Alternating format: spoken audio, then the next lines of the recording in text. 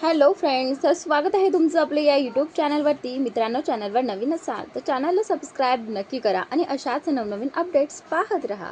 इथून पुढे पावसाचे थेंब जेव्हा तानियावर पडतात तेव्हा ती हलकीशी थरथरते, पण तिला पाऊस खूप आवडत असल्यामुळे ती आपला एक हात खिडकी बाहेर काढून पावसाच्या पाण्याशी खेळू लागते. तिच्या ओठांवर हलकीशी स्मित रेषा उमटलेली असते. ती स्वतःच्या दुनियेत हरवलेली असतानाच तिला अचानक आपल्या कमरेवर कोणाचा तरी स्पर्श जाणवतो. त्या स्पर्शाला ती ओळखते, त्यामुळे तिचे डोळे आपोआप मिटतात. देव हळूच आपला एक हात तिच्या खांद्यावरून सरकवत तिच्या हाताजवळ आणतो आणि तिचा हात आपल्या हातात घेतो. तो दुसरा हात तिच्या कमरेभोवती गुंडाळतो आणि तिच्या खांद्यावर आपले ओठ टेकवून तिला अलगद चुंबन देऊ लागतो. कधी हलकेसे चावतोही, ज्यामुळे तानिया शहारते आणि तिच्या तोंडून हलकीशी आह निघते. ती मागे वळते. त्यावेळी तिचे दोन्ही हात देवच्या रुंद छातीवर असतात. ती त्याला हलकेच ढकलते, त्यामुळे देव एक पाऊल मागे जातो. तानिया लाजत तिथून निघून झोपडीत जाऊन चारपाईवर आडवी होते आणि डोळे मिटून शांत पडून राहते. देव मात्र तिथेच उभा असतो. पावसाचे थेंब त्याच्या चेहऱ्यावर पडत असतात, पण त्यांच्या अंगातील उष्णता मात्र वाढतच जाते. तानियाला आपल्या शर्टमध्ये पाहून त्याला स्वतःवर ताबा ठेवणं कठीण होतं. त्यातही ती त्या क्षणी खूपच आकर्षक दिसत असते. तो तिच्याकडे हळूहळू चालत जातो. तानिया डोळे मिटून पडलेली असताना तिला आपल्या पायांवर काहीतरी सरकत असल्यासारखं वाटतं. ती लगेच डोळे उघडते आणि तिची नजर देवच्या नजरेला भिडते. देव आपल्या हाताने तिच्या पायाला हलकेच स्पर्श करत असतो. तो तिच्या उजव्या पायावर ओठ ठेवतो आणि तिच्या बोटाला हलकेच चावतो. त्यामुळे तानियाच्या तोंडून आह निघते आणि तिची पकड चारपाईवर घट्ट होते. देव तिची अशी अवस्था पाहून हसतो. तो तिच्या पायावरून हळूहळू वर जात तिच्या पायांना चुंबन देत पुढे सरकतो. त्याचे ओठ तिच्या मांडीवर येऊन थांबतात. एका हाताने तो तिच्या दुसऱ्या मांडीला स्पर्श करत असतो आणि ओठांनी तिला चुंबन देत तिला छेडत राहतो. त्यामुळे तानियाच्या तोंडून पुन्हा पुन्हा आह निघते. ती देवच्या खांद्याला धरून त्याला दूर करण्याचा प्रयत्न करते, पण देव तिला सोडत नाही. तो हळूहळू वर सरकत तिच्या नाभीजवळ येतो आणि तिचे ओठ ठेवून तिला छेडू लागतो. मग तो तिच्या कमरेवर हलकेच चुंबन घेत पुढे सरकतो. यानंतर देव आपल्या एका हाताने तिच्या शर्टचे बटन उघडू लागतो. तानिया त्याचा हात पकडते तेव्हा देव तिच्याकडे पाहून हसतो आणि तिचा हात धरून उरलेले बटणे उघडतो. शर्ट बाजूला सारता तिचं गोरं रूप त्या काळ्या कपड्यांमध्ये अधिकच उठून दिसतं. ते पाहून देव जणू वेडाच होतो. तो तिला अलगद वळवतो आणि तिचा शर्ट काढतो. मग तिच्या ओठांना चुंबन देण्यासाठी पुढे झुकतो, पण तानिया पुन्हा वळते. आता तिची पाठ देवसमोर असते. देव तिच्या पाठीवर ओठ ठेवून तिला चुंबन देऊ लागतो. त्यानंतर तिच्या कानाजवळ येऊन मंद आवाजात म्हणतो, स्वीटहार्ट, आता मी स्वतःला अजून थांबवू शकत नाही. हे ऐकताच तानिया लाजून देवच्या छातीत आपला चेहरा लपवते. तिचा चेहरा पूर्णपणे लाल झालेला असतो. देव तिचा हा प्रतिसाद पाहून हलकेच हसतो. त्याला तिचा इशारा समजलेला असतो. देव आणि तानिया एकमेकांच्या प्रेमात पूर्णपणे हरवून जातात. त्या क्षणी तानियाच्या डोळ्यातून हळूच अश्रू वाहू लागतात. देव एका क्षणासाठी थांबतो. तिच्यावर हलकेच झुकून तिच्या ओठांऐवजी तिच्या डोळ्यांवर प्रेमाने चुंबन घेतो. तिचं लक्ष दुसरीकडे वळण्यासाठी तो पुन्हा तिच्या ओठांवर आपले ओठ ठेवतो आणि तिला खोलवर चुंबन देऊ लागतो. तानियाला तर डोळे उघडायलाही जमत नव्हतं. ती देवच्या छातीवर डोकं ठेवून शांतपणे पडते. देवही तिला मिठीत घेतो आणि डोळे मिटतो. काही क्षणातच ती दोघंही त्या शांततेत हरवून गाढ झोपेत जातात. रात्रीचे 12 वाजले होते. त्याचवेळी मुंबईतील एका प्रसिद्ध नाईट बारमध्ये काही मुलं मुली डान्स फ्लोअरवर नाचत होते. काही जण नाचताना रोमांसमध्येही गुंतले होते.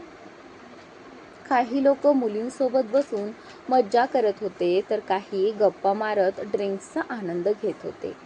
त्या बार काउंटरवर एक मुलगी बसलेली होती. तिचे केस विस्कटलेले होते. ती पूर्णपणे पावसात भिजलेली होती आणि तिच्या चेहऱ्यावर प्रचंड राग दिसत होता. त्यामुळे रागामुळे तिचे डोळे लाल झाले होते. ती मनातच रागाने पुटपुटत होती, देव, तू माझ्यासोबत असं कसं करू शकतोस? तू फक्त माझाच आहेस. मी तुला आणि तानियाला कधीच जवळ येऊ देणार नाही. जर तू मला सोडून तिच्याकडे गेला तर मी तुला जिवंत जाळून टाकीन. तू माझं प्रेम पाहिलं आहेस, पण माझा राग आणि द्वेष अजून पाहिलेलं नाहीस. तिच्या हातातला ग्लास ती घट्ट पकडून होती. तिच्या डोळ्यांसमोर सतत तानियाचा चेहरा येत होता. ते आठवताच ती दात खाऊन म्हणाली, तू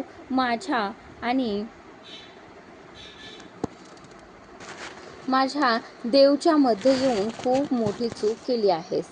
त्याची किंमत तुला प्राण देऊन चुकवावी लागेल. तेवढ्यात तिच्या कानावर एका मुलाचा आवाज पडतो, असं काही करण्याचा विचारही करू नकोस, कारण ती फक्त माझी आहे. तो आवाज ऐकून ती न वळताच म्हणाली, शेवटी तू आलासच. मी असं कसं विसरू शकते की तूही तिचा वेडा प्रेमी आहेस आणि तिला तुझी बायको बनवू इच्छितोस? आता स्पष्टच झालं असेल. ती मुलगी म्हणजे सनया होती. इतकं सगळं घडल्यानंतर आपला राग शांत करण्यासाठी ती या बारमध्ये आली होती आणि काउंटरवर बसून ड्रिंक करत होती. ती त्या मुलाकडे पाहते. तिच्या ओठांवर एक खोडकर स्मित येतं आणि ती विचारते, तू तुझा पहिला डाव कधी खेळणार आहेस? तो मुलगा म्हणतो, लवकरच. सनया वाकडं स्मित करत म्हणाली, मग आधी थोडी मज्जा करून घेऊया का? तिचं बोलणं ऐकून त्या मुलाच्या चेहऱ्यावरही खोडकर हसू येतं. तो उठतो आणि तिच्याकडे चालत जातो. तिच्या जवळ येऊन म्हणतो, तू कधीच सुधारणार नाहीस, कारण तू पूर्णपणे हौसेने भरलेली आहेस. त्यावर सनया मोठ्या ॲटिट्यूडने म्हणते, मुलं माझ्या शरीराची गरज आहेत, पण माझ्या मनाला शांती देणारी एकच गोष्ट आहे, देव सिंघानियाचं मन, त्याचं डोकं आणि त्याचं अस्तित्व. मित्रांनो, माझ्या व्हिडिओमध्ये जरा स्पीड वाढल्यासारखा होतोय ना, तर त्यासाठी खरंच सॉरी. तर त्यानंतर आपण पाहूयात पुढील कथा. मुलं माझ्या शरीराची गरज आहेत, पण माझ्या मनाला शांती देण्याची एकच गोष्ट आहे, देव सिंघानियाचं मन, त्याचं डोकं आणि त्याचं अस्तित्व. त्यानंतर तो मुलगा सनयाचा हात पकडून तिला त्याच्या बुक केलेल्या प्रायव्हेट रूममध्ये घेऊन जातो. तिथे दोघंही एकमेकांसोबत वेळ घालवू लागतात. दुसऱ्या बाजूला सिंघानिया मेन्शनमध्ये सगळे झोपलेले होते, पण एका खोलीत मात्र तणावाचं वातावरण होतं. तो होता अरुण सिंघानिया. अरुण झोपलेला असताना त्याला एक फोन येतो. समोरून कुणीतरी धमकी देत म्हणतं, जर तू माझं ऐकलं नाहीस तर तुझं सगळं गुपित मी संपूर्ण सिंघानिया कुटुंबासमोर उघड करीन. हे ऐकून अरुणच्या चेहऱ्यावर भीती स्पष्ट दिसत होती. त्याला त्याचं सत्य कुणालाही कळू द्यायचं नव्हतं. तो घाबरत म्हणाला, ठीक आहे, तू जे सांगशील ते मी करन. पण असा कोणता गुपित होता ज्यामुळे अरुण इतका घाबरला होता, हे फक्त त्यालाच माहिती होतं. तो फोन ठेवतो आणि आपल्या खोलीतील बाल्कनीत जातो. तिथे उभा राहून थंड वाऱ्यात विचार करू लागतो. कोण आहे हा जो माझ्याबद्दल सगळं जाणतो आणि मला ब्लॅकमेल करतोय? तो पुन्हा फोन काढून कुणाला तरी कॉल करतो आणि त्या नंबरबद्दल माहिती काढायला सांगतो. 5 मिनिटांनी त्याला परत कॉल येतो. त्या नंबरबद्दल काहीच माहिती मिळत नाहीये. हे ऐकताच अरुणच्या चेहऱ्यावरची रंगत उडते. आता त्यांच्याकडे समोरच्याचं ऐकण्याशिवाय दुसरा कोणताही पर्याय उरलेला नव्हता. तो आपल्या फोनवरून एका ईमेल आयडीवर काहीतरी टाईप करून पाठवतो आणि मग आपल्या बेडवर जाऊन आडवा होतो. पण त्याला झोप येत नव्हती. तो सतत डावीकडे उजवीकडे वळत राहतो, ज्यामुळे त्याच्या बाजूला झोपलेल्या त्याच्या पत्नीला खूप राग येतो. ती रागाने त्याला म्हणते, तुला रात्रीही चैन नाही का? कसा काय असा बेडवर उड्या मारतोयस? असं म्हणत ती उठते आणि स्वतःच्या रूममधून गेस्ट रूममध्ये जाऊन झोपते, कारण तिला स्वतःची झोप खराब करायची नव्हती. अरुण सिंघानिया फक्त तोंड उघडं ठेवून आपल्या रागात निघून जाणाऱ्या बायकोकडे बघत राहतो. त्याला काहीच समजत नाही की आत्ताच काय झालं. मग तोही डोकं हलवून पुन्हा बेडवर झोपतो. थोडा वेळ विचार करत करत तोही झोपेच्या अधीन होतो. तिकडे देव आणि तानिया शांत झोपलेले होते, पण कुठेतरी काही लोकांची झोप उडालेली होती. त्यात सनया, अरुण आणि देवचे काही शत्रू होते. ते देवला एकटं पकडून त्याला मारायचा विचार करत होते, पण त्यांना योग्य संधी मिळत नव्हती. देवने त्यांच्या सगळ्यांची झोप उडवली होती. रोहितही आपल्या पत्नीबरोबर हॉटेलमध्ये झोपलेला होता. तेवढ्या त्याच्या फोनवर देवच्या एका बॉडीगार्डचा मेसेज येतो. रोहित डोळे उघडून तो मेसेज वाचतो आणि त्याच्या चेहऱ्यावर स्मित येतं. तो बॉडीगार्डला रिप्लाय करतो, टेन्शन घेऊ नकोस, ते दोघे एकत्रच आहेत. बॉडीगार्ड मेसेज वाचून शांत होतो. फक्त तेव्हाच रोहितशी संपर्क साधायचा जेव्हा त्याला देवचा सिग्नल मिळत नसे. हा बॉडीगार्ड साधा नव्हता. तो देवचा उजवा हात होता. कार्तिक अंडरवर्ल्ड मध्ये त्याचं नाव खूप प्रसिद्ध होतं. तो डेव्हिल किंगचा राईट हँड मानला जायचा. माफिया किंग शिवाय जर कोणी सर्वात क्रूर असेल तर तो कार्तिक होता. तो खूप रहस्यमय व्यक्ती होता आणि त्याला जर कुणाची भीती वाटत असेल तर ती फक्त देवचीच. सकाळी 7 वाजले होते, पण देव आणि तानिया अजूनही झोपलेले होते.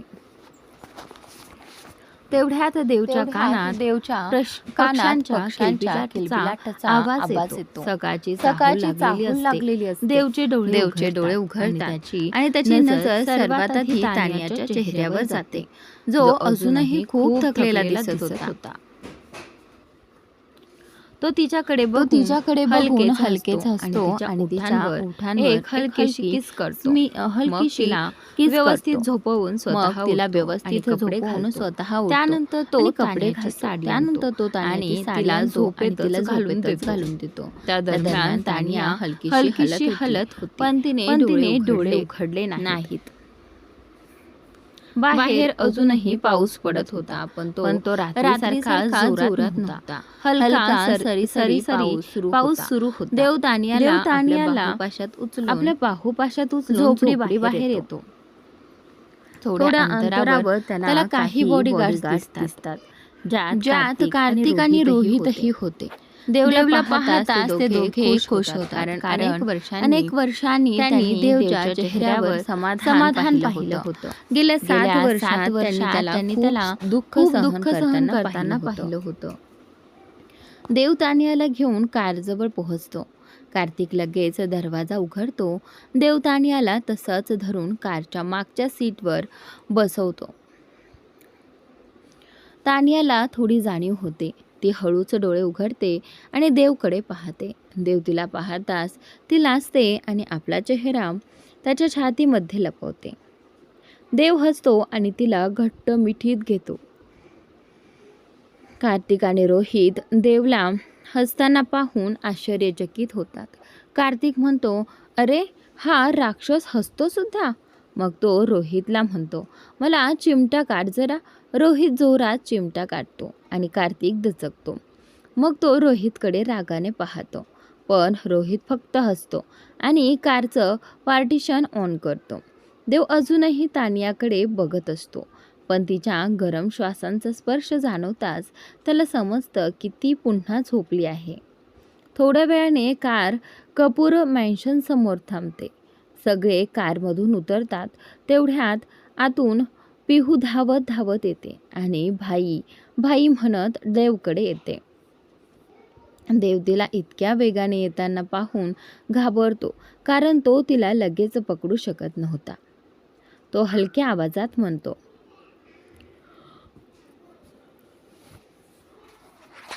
बाळा सावकाश, तुला लागेल. पिहू त्याचं ऐकून थांबते आणि मग हळूच चालत त्याच्या जवळ येते. ती म्हणते, भाई तुम्ही आलात?